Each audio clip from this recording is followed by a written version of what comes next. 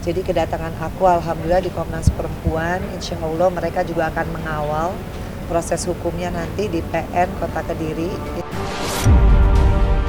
Saya butuh support moral, bahwa di sini Komnas Perempuan mengapresiasi saya berani speak up. Itu sebagai satu indikator juga kan. Nah kalau kita nggak berani speak up dengan segala konsekuensi seperti yang saya bilang, karena urutannya biasanya korban KDRT pasti mengalami yang namanya playing victim. Nah itu pertanyaannya, nggak semua perempuan berani mengambil resiko akan di playing victim. Masih sangat sedih ya melihat apa yang sebenarnya ada di dalam hati Mbak Kusayang yang tidak bisa disampaikan di floor. Jadi ini merupakan privasi Mbak Kusayang. Cuman tadi hasilnya ya masih amat sangat depresi. Kejadian itu sangat terpukul ya, karena dengan ada sentuhan secara fisik sampai mengeluarkan darah, dan itu mengalami suatu trauma yang sangat luar biasa. Tentunya kita masih perlu pendampingan khusus dan butuh beberapa treatment selanjutnya untuk kedepannya, untuk persiapan secara psikologis maupun mental. Sangat siap, dia sudah sangat siap, makanya dia juga mengirimkan bahan-bahan kepada saya, ya nanti melalui surat menyurat ya, mengirimkan. Dia sedang mempersiapkan untuk jawaban dari gugatan yang akan digelar sidangnya besok.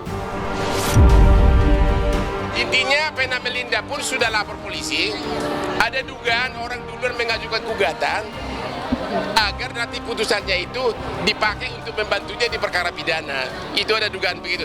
Tapi itu perkara kecil, gampang gua atasin.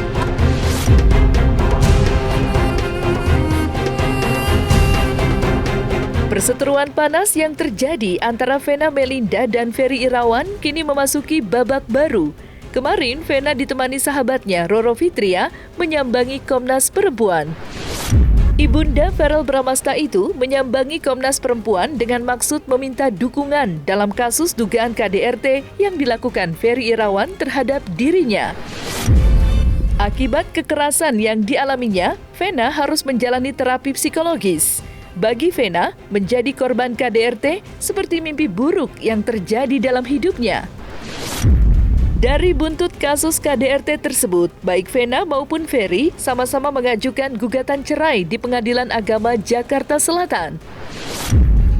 Lantas, seperti apa hasil pertemuan Vena dengan Komisioner Komnas Perempuan? Lalu benarkah kondisi Vena semakin terpuruk hingga harus menjalani terapi psikologis? Dan seperti apa persiapan Vena dan Ferry yang akan menjalani sidang perdana gugatan cerai di Pengadilan Agama Jakarta Selatan dalam waktu dekat ini? Saksikan selengkapnya hanya di Cumicam In-Depth berikut ini. Hai Cumi Lovers, bersama Cumicam In-Depth kami sajikan kabar lengkap, mendalam dan akurat dari narasumber terpercaya. Dan jangan lupa untuk like, subscribe, dan juga share channel YouTube ini.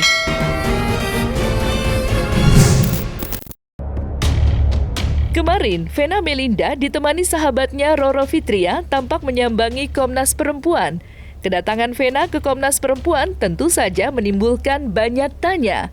Mengingat dua persidangan baik gugatan cerai dan kasus KDRT yang dialaminya sudah menanti di depan mata. Kedatangan Vena ke Komnas Perempuan disinyalir terkait kasus KDRT yang dialaminya. Mengingat kasus yang sedang berproses di Pengadilan Negeri Kediri itu sebentar lagi akan disidangkan. Seperti diketahui, buntut dari kasus tersebut, Vena melaporkan suaminya Ferry Irawan, dan kini Ferry sendiri sudah mendekam dalam tahanan. Lantas, seperti apa hasil pertemuan Vena Melinda dengan Komisioner Komnas Perempuan? Benarkah Komnas Perempuan akan mengawal sekaligus memberi dukungan kepada Vena dalam kasus KDRT yang akan digelar di Pengadilan Negeri Kediri? Ya, jadi hari ini aku sama Roro ingin membuat satu pengaduan sekaligus juga konsultasi dengan Komnas Perempuan. Jadi dalam hal ini aku sama Roro ingin menyampaikan beberapa hal tentang kasus KDRT aku, yang mudah-mudahan insya Allah dengan kedatangan aku di Komnas Perempuan, yang mana aku yakin ya bahwa nanti kehadiran aku akan mendapatkan pencerahan, akan mendapatkan satu pandangan-pandangan, karena apa yang aku rasakan itu ya jujur ya, banyak hal yang aku nggak akan bisa berjuang sendiri. Jadi alhamdulillah tadi aku sudah diterima pengaduan aku, curhatan aku, terutama masalah KDRT aku, dan alhamdulillah Komnas Perempuan dalam hal ini merespon sangat positif ya tentang apa yang aku alami kasus KDRT. Jadi aku di sini mungkin bisa lebih healing lah, karena sebetulnya apa yang aku hadapi itu kan lumayan ya, karena biasanya kan kalau sebagai korban KDRT itu kita healing diri sendiri aja itu udah setengah mati rasanya. Belum ada playing victim, belum ada fitnahan, belum ada denial dari pihak sana. Jadi buat aku mendatangi Komnas Perempuan itu salah satu ikhtiar seperti yang aku bilang, dalam rangka mencari keadilan. Menerima kami berdua dan harapannya tetap terus mengawal kasus Mbak Vena. Jadi kedatangan aku alhamdulillah di Komnas Perempuan, insya Allah mereka juga akan mengawal proses hukumnya nanti di PN Kota Kediri, insya Allah. Alhamdulillah dari komisioner semua Komnas Perempuan justru menyatakan dan mengapresiasi apa yang aku lakukan dengan tindakan aku melaporkan KDRT. Aku berani speak up sampai di titik ini. Alhamdulillah aku juga terus ya untuk meminta siapapun ya, termasuk Komnas Perempuan untuk mengawal nanti pengadilan, nanti di peradilannya nanti insya Allah di pengadilan negeri di Kota Kediri karena TKP-nya di Kediri. Jadi aku mohon juga doanya, karena aku paham banget setelah kita tadi berdiskusi ternyata korban KDRT dalam hal ini yang menimpa istri itu nomor 1 urutannya. Kalau dibilang trauma apa ya? Nah, ini juga perlu digarisbawahi bahwa laporan KDRT yang dilaporkan Vena itu jelas. Dugaan pelakunya tuh tunggal, yaitu Ferry. Tidak ada di situ disebutkan di laporan bahwa Ferry bersama keluarganya atau bersama ibunya, kan nggak ada. Lalu trauma apa ya? Nah, itu kan perlu dipertanyakan gitu. Traumanya trauma kenapa? Jadi saya juga minta tadi Komnas Perempuan untuk turut merespon ya masalah KDRT ini. Kalau udah dengan urutan pertama menimpa perempuan, artinya ya perempuan ya support perempuan. Jadi buat saya alhamdulillah tepat tadi bisa berdiskusi, banyak banget pencerahan ya. Ya mereka kan harus ada satu mereka akan rilis ya. Apa yang saya sampaikan itu pasti mereka ada konsolidasi lah. Jadi habis itu mungkin mereka akan press release sama teman-teman semua, karena mereka tadi kan juga mendengarkan ya, banyak mendengarkan ya curhatan kita sama-sama perempuan, seperti yang saya bilang perempuan support perempuan. Artinya adanya institusi ini buat saya ini juga membuka ya buat ibu-ibu atau perempuan Indonesia yang mengalami kayak kita KDRT fisik, psikis atau mungkin apapun lah namanya. Itu yang saya bilang tadi bahwa saya butuh support moral. Bahwa di sini Komnas Perempuan mengapresiasi saya berani speak up. Itu sebagai satu indikator juga kan. Nah kalau kita nggak berani speak up dengan segala konsekuensi seperti yang saya bilang. Karena urutannya biasanya korban KDRT pasti mengalami yang namanya playing victim. Nah itu pertanyaannya, nggak semua perempuan berani mengambil resiko akan di playing victim. Dan nggak semua perempuan Indonesia atau perempuan dimanapun di muka bumi ini udah kita korban, kita harus menghadapi yang namanya playing victim. Belum nanti cyber lewat media, belum ancaman. Tapi ya bismillahirrohmanirrohim, dengan pertolongan Allah, tuntunan Allah, makanya kenapa saya buat pengajian, itu sebagai penguatan diri saya. Kita pasti berdoa, tapi kita juga pasti berikhtiar. Ikhtiarnya apa? Ada lembaga independen seperti Komnas Perempuan itu tempatnya perempuan, support perempuan. Dengan semua pengarus utamakan dengan kepentingan hak perempuan. Iya, saya datang ke sini. Pasca menjadi korban kekerasan dalam rumah tangga, psikologis Vena Melinda sempat terguncang. Bayang-bayang mengerikan apa yang dialaminya terus menghantui Vena setiap saat. Atas alasan itulah, Vena harus menjalani terapi psikologis. Dibantu sahabatnya, Roro Fitria, Vena diketahui rutin menjalani proses terapi psikologisnya yang menurutnya masih mengalami traumatik. Bagi Vena, menjadi korban KDRT tidak mudah mengembalikan kondisi batinnya seperti sedia kala. Atas alasan itu pula, Vena meminta dukungan dan doa agar dirinya dapat melewati hari-hari yang berat yang telah mempengaruhi kondisi psikisnya. Lantas, seperti inilah penjelasan psikolog Despa Irawan atas kondisi psikis Vena yang menurutnya masih mengalami traumatik. Masih sangat sedih ya melihat apa yang sebenarnya ada di dalam hati Mbakku Sayang yang tidak bisa disampaikan di floor. Jadi ini merupakan privasi Mbakku Sayang, cuman tadi hasilnya ya masih amat sangat depresi. Memang masih mengalami traumatik.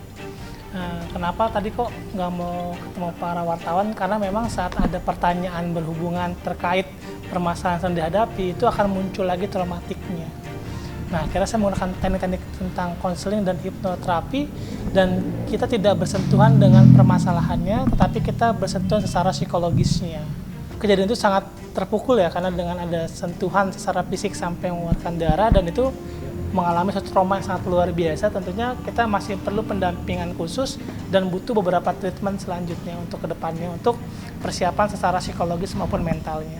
Kurang lebih sudah ada 5 kali terapi ya di dalam jangka waktu 1 bulan ini, dan ini masih kami Nyai dan tim masih mempunyai PR panjang ya Pak Despa, untuk bisa menterapi, merilis 100% segala ketakutan, segala depresi. Dan sampai dengan detik ini bisa Nyai sampaikan juga bahwa baru berapa hari yang lalu ya Nyai menyampaikan Mbak Vena turun 5 kilo, sekarang ternyata sudah turun 6 kilo. Iya, 6 kilo. Ya, jadi sangat memprihatinkan, sangat disayangkan. Korban KDRT itu benar-benar ngebekas rasa sakit hatinya, rasa depresinya, hingga makan pun tidak ada rasa nafsu makan gitu. Dan alhamdulillah karena tadi memang bersama-sama ya, tadi habis terapi alhamdulillah bisa merilis, agak lega.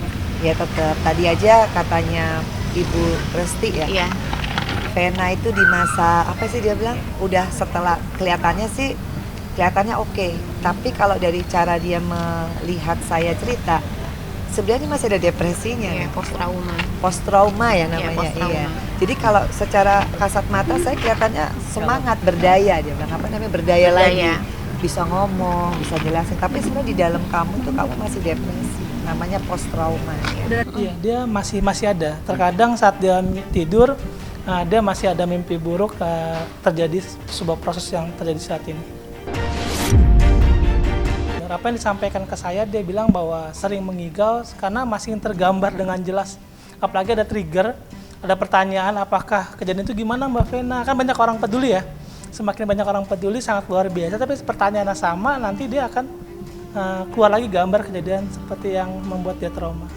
Nah, itu makanya sedang kita atasi agar saat ada pertanyaan yang disampaikan saat membuat satu laporan, pertama dia buat laporan, nah tapi yang ketiga kalinya, keempat kalinya dia malah nggak nafsu makan, nggak bergairah, susah tidur, bahkan saat itu sampai mimpi buruk seperti itu. Pada dasarnya bukan kebencian tapi traumatik, karena tindakannya ya. Ya, yang saya sampaikan adalah pada dasarnya memaafkan, menerima kondisi kejadian tersebut, dan saya bilang maafkan dan mencintai diri dan mengikhlaskan apapun yang telah terjadi. Itu sebuah pembelajaran yang luar biasa untuk persiapan tujuan yang lebih baik. Seperti itu yang saya masukkan ke bawah sadarnya.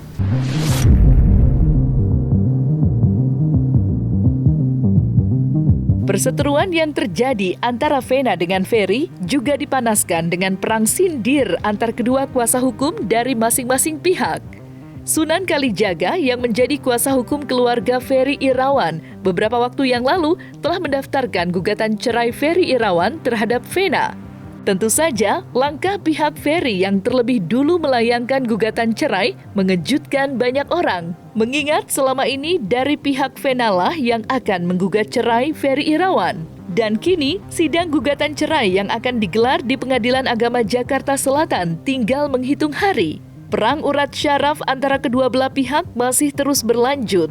Lantas, strategi apa yang akan disiapkan dari masing-masing kedua belah pihak, baik Hotman maupun Sunan? Ya, yang pasti dia kecewa ya. Dia kecewa, dia sampaikan ke saya, dia kecewa bahwa istri yang dia sangat sayangi, ya, tega artinya melakukan ini semua. Nah, saya cuma sampaikan ke Ferry bahwa dia harus hadapi dengan segala fakta-fakta yang ada. Artinya jangan dirangkai lagi dengan satu cerita-cerita kebohongan gitu, tapi lebih kepada kita fokus punya fakta dan bukti apa. Karena kita sudah bicara hukum, tidak bicara lagi bicara mengenai membangun opini publik. Sempat berkomunikasi, menyampaikan kepada saya salam kepada saya dan surat. Ada surat yang beliau sampaikan guna untuk kepentingan hukum tentunya. Nah, suratnya seperti apa? Mohon maaf, saat ini kami belum bisa memperlihatkan karena itu masih dalam rangka proses untuk pembuktian atau proses hukum yang sedang berjalan. Saya di sini tahu ini negara hukum, ya insya Allah saya harus memperjuangkan hak hukum saya. Keadilan buat saya ya hanya saya sendiri yang paling tahu. Tentunya dengan tuntunan Allah. Makanya semua saya bikin balance. Sangat siap, dia sudah sangat siap, makanya dia juga mengirimkan bahan-bahan kepada saya, ya, nanti melalui surat menyurat ya, mengirimkan. Dia sedang mempersiapkan untuk jawaban dari gugatan yang akan digelar sidangnya besok. Udah, Vena juga udah gugat. Soal nanti mana yang akan diperiksa itu hal lain, tapi yang jelas Vena tidak mau lagi sama dia. Kalau dari pihak kami sudah kita pastikan kita mengikuti gayanya pihak sebelah. Maka saya selaku junior yang baik, saya mengikuti senior saya aja. Nggak perlu ada komunikasi lagi. Ya kita proses aja gitu. Nanti kan kita beradu bukti. Yang pasti Mas Ferry banyak cerita sama saya. Termasuk hal-hal yang privasi yang mungkin saja nanti bisa disampaikan di persidangan terkait bagaimana dan apa kaitannya dengan siapa gitu. Tadi dia sampaikan semua sama saya. Nah, jadi teman-teman udah paham ya, masyarakat juga sudah paham ya. Makanya gunakan itu jasa advokat yang masih junior, masih muda, gesit, ya. Intinya Vena Melinda pun sudah lapor polisi. Ada dugaan orang duluan mengajukan gugatan agar nanti putusannya itu dipakai untuk membantunya di perkara pidana. Itu ada dugaan begitu. Tapi itu perkara kecil, gampang gua atasin. Nah, selesai sudah Cumi Lovers bersama Cumi Camp In-Depth. Kabar lengkap, mendalam, dan akurat dari narasumber terpercaya. Dan jangan lupa untuk like, subscribe, dan juga share channel YouTube Cumi Cumi.